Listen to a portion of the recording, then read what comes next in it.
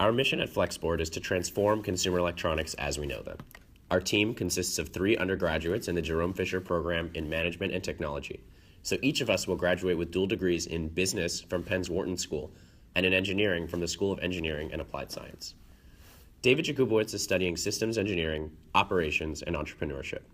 Dhruv Jain is studying Material Science, Computer Science, and Statistics.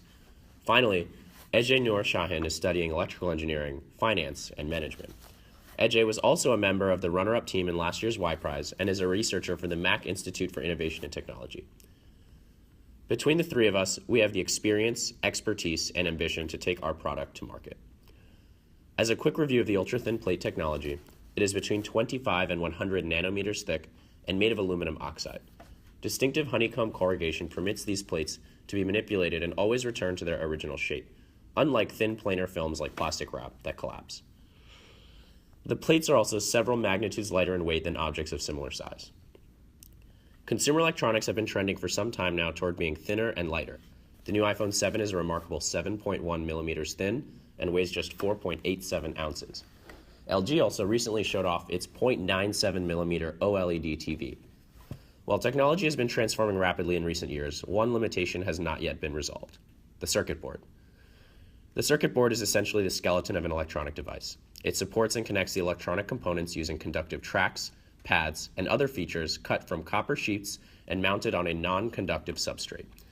This is the green chunk of plastic you may have found if you've ever opened up your phone or computer. Our goal at Flexboard is to transform the traditional notion of what a circuit board should be. Circuit boards today are rigid, heavy, and thick, but Igor Bargatin's ultra-thin plates can change that. As described on the Y Prize information sheet, despite being thousands of times thinner than a sheet of paper and hundreds of times thinner than a household cling wrap or aluminum foil, these plates of aluminum oxide spring back to their original shape after being bent and twisted. These days, low weight is a premium feature in consumer electronics like phones and laptops.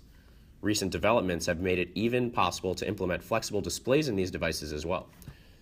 Imagine devices that utilize ultra-thin circuit boards that would be several magnitudes lighter and would allow consumers to manipulate their shape while ensuring they always return to their original form.